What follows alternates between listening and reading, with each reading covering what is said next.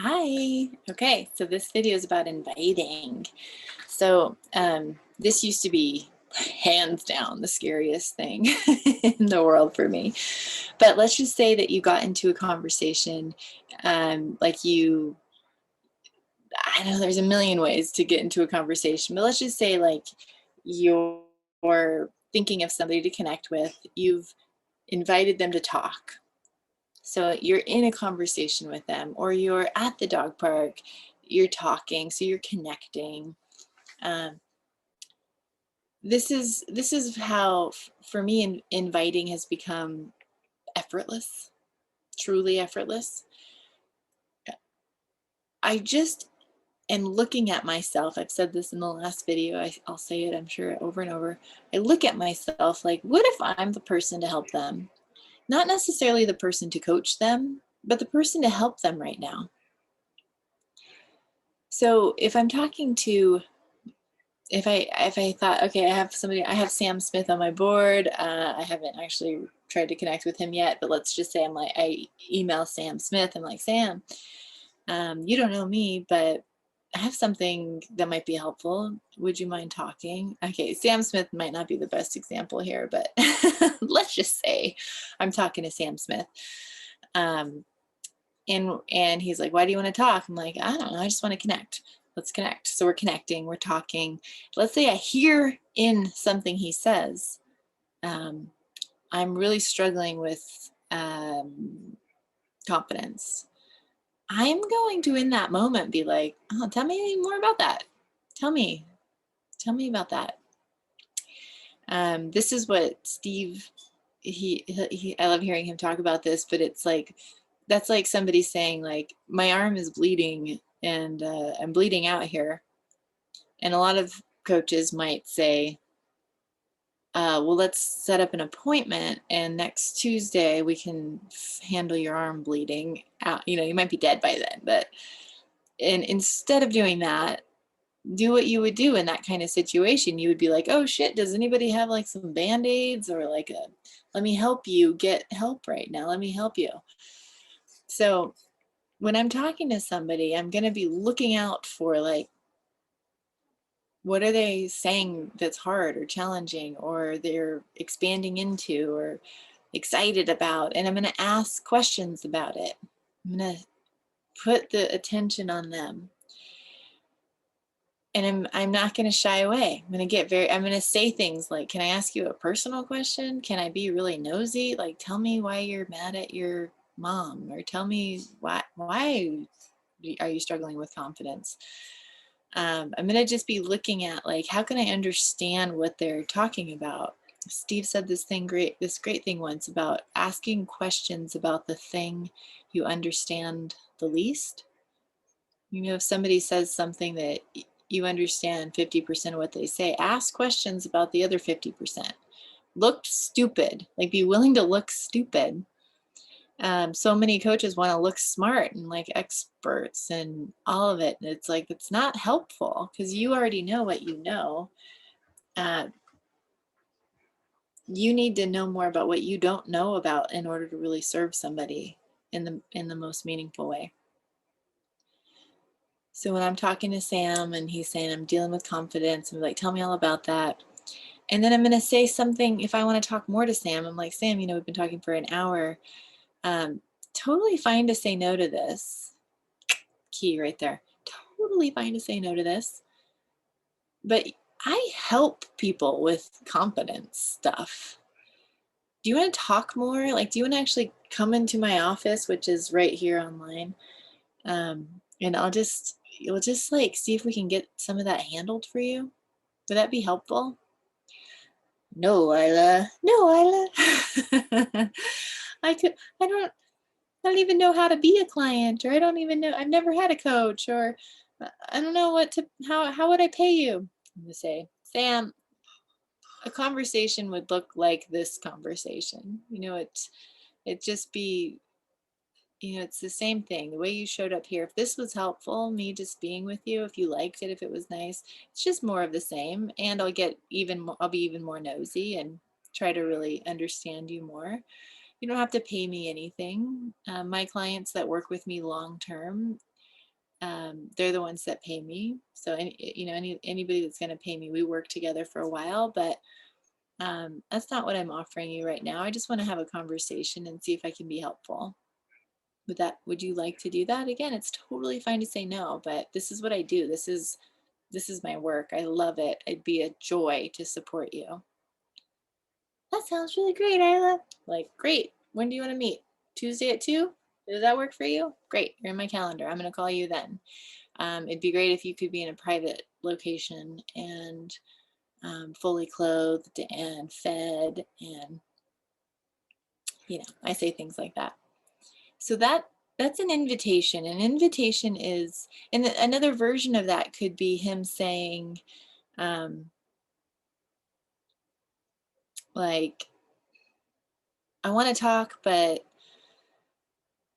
I already have a coach or I have a therapist. And I could say something like, well, it doesn't matter. That's fine. We don't need to work together beyond that conversation. I'm just aware we got into some stuff here and I have more ideas. If you'd like, we could talk more. There's so many variations of that moment. I sneezed, so I paused. But it's just in a building a practice, the inviting people to talk in a coaching conversation is, again, critical, and there's no right way to do it. It can be messy, it can be green and clunky. It's just the way that you track this on your report it's just how many invitations did you issue? Did you put out there? Did you say, you want to talk more about that? Would you like to come into my office? Do you want to come in? You don't have to say those words, but do you want to have a deeper conversation about this? Do you want to have some time where we're just focusing on you about this? It might be somebody that you've connected with multiple times and you actually want to give them some ideas. So you might send an email to somebody that's like, hey, Sally, we've talked 3 or 4 times at church about this, but I have some clients that have dealt with that, or I've dealt with that. I have some ideas that might be helpful. Do you want to talk more? I'd be happy to share with you. That's an invitation. An invitation is to anybody that's not your client, where you're inviting them to come in and have a coaching session with you in one way or another. You don't need to contextualize it as a coaching session in like this like cut and dry way. But once they get into your space where you're like, hi, okay, cool. So I know we were just going to talk about your dog that just passed away. Is it okay if I give you some, like, ask a bunch of really personal questions and give you some feedback today? I want this time to be as meaningful as possible. Is that okay? And it's like setting the context so that even if they came in and it was a little bit like casual the way it was set up, you can clean it up in that moment when you get into a call with them. Be like, hey, you know what? Since we're here, can I just give you some coaching today? Can I give you some feedback around this? It doesn't count. An invitation doesn't count if they don't know that they are there to receive, or you haven't made it clear that you're an actual coach. If they still think they're talking to the really nice woman at the dog park, you are not creating a client. You're doing something weird. I mean that's kind of the land I lived in for a long time, of like just kind of hiding out and being really helpful and then feeling like, oh, they didn't ask me to work together. I'm like, well, they didn't even know I was a coach. So it's fine to have relationships that are murky and you're just helping and you're not saying you're a coach. That's all fine. But the only way you're going to create clients is if you do some of this, period. That's it. And also invitations. So what else about invitations? This is something, again, this if you're my client, you show up to a session with me. This is what I do with Steve. I say, I want to create a client. He's like, who do you want to connect with? This person and this person. And then the next thing is like, do you want to invite them into a session? Or how could you serve them? Is there something on your mind? I might say, I want to create a client. I want to work with Sam. Steve would ask me, I would ask myself, why? Why do I want to work with him? Well, because I think I could support him around this or that. I don't know though, I'd have to talk to him. So I'm going to think, if it's like, I'm kind of going back into the connecting, but sometimes connecting is just thinking about those people in that way of like, what would serve them? What do I think is going on? Why do I even want to work with them? What do I think they're dealing with? You can't really help them again if you're not connected in some way. So it is all this like kind of big loop where you can't really invite them to talk unless you have some sort of a connection in some way. So there is like this long game and short game with all of this. And this is something that will make sense. Each step will make sense at different times. I mentioned the columns. Let me just go back to there. So like the first list is all the people that you might want to talk to, might want to connect with. 4-year-old meltdown going on. So I paused. He's fine. But the first column, all the people that you might want to connect with, you're curious about working together. The second column, it's all the people that you have actually had a conversation with. So you're in the process with them. That's what my second column was in process, which just meant they've moved from connecting and inviting to now they are on my calendar. And I've had a session with them, or maybe 2 sessions. And then the third column was my clients, my actual clients. So it's fun to have those 3 columns because they move through. And I'll take people off depending on what happens in that in-process session. Sometimes it's like, we're clearly not a fit. I'm so glad we talked because I referred them on, or we're just not going to work together now. So I take them off.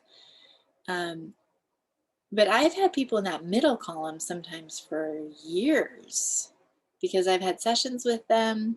It hasn't worked out at that time, but I still wanted to work with them.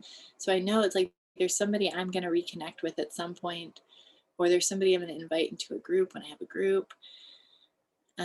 So that board, I loved that board. It was so cool to have that visual. And so inviting, though, it's also that same process of like, who do I want to invite to talk? And it's looking at that board and being like, oh, that person I have not invited to talk to them yet. I started talking about this in the last video, but there's this piece of writing. It was about that building the trust of being being a source of support for people, and a trusted source. And the writing, the article that I read, it was about a person who really wanted to help people who were waiting at airports and just kind of hanging out, and potentially people that were hungry but not able to get food. And so they went around and they made all these peanut butter and jelly sandwiches, and they left them all over the airport, and nobody touched them. And her realizing, like, of course nobody touched them. Like, why would you pick up and eat a sandwich that's just laying there? There's no trust in that exchange. None. But if you got to know the person that made the sandwich, or you experienced their food somewhere else, or, it's like, then it makes sense, and you can receive. And I just want to reiterate that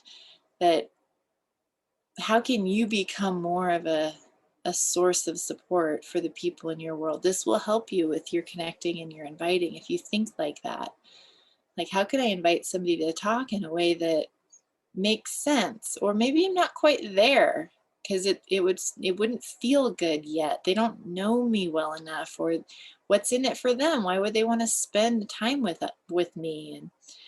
And so just having that on your mind might give you some ideas about cultivating warm, meaningful relationships. And with the inviting part, it's like I would have an intention to invite at least one, maybe like 10 people a week, and knowing that maybe like 2 or 3 or 4. If you invited 10, maybe you'll get like 3 or 4 on your calendar within the month. But that, again, and that process is so personal. It's so specific to each person. There's no formula. It's just, can you be normal? Can you be yourself and just be somebody that's seeking to connect and then seeking to serve, and do it in a way that feels good. And yeah, and we're going to have, we'll have time throughout this program to flush this out more. But that's the essence of inviting. They have to know, whether it's by the time that while you're inviting them, or by the time you start a session, they have to know that they're there to receive coaching. You're not just this lovely person, which you are. You're actually there with the intention to serve them, and you can find a way to get that out of your mouth one way or another. But the importance of this is vital, because otherwise it's just like they're not thinking of you as a coach. They might not be really surrendering inside themselves, like, okay, cool, I can really let it hang out, I can be honest, I can be open. This is a professional, like they're thinking of you more as a friend or a colleague or whatever, however they're thinking of you, I don't know. But to really make the invite, however you make it clear that you're there to serve and that it's what you do. And then it also helps in the next stage, which is the actual coaching conversations where you're serving, which I'm going to get right to in the next video.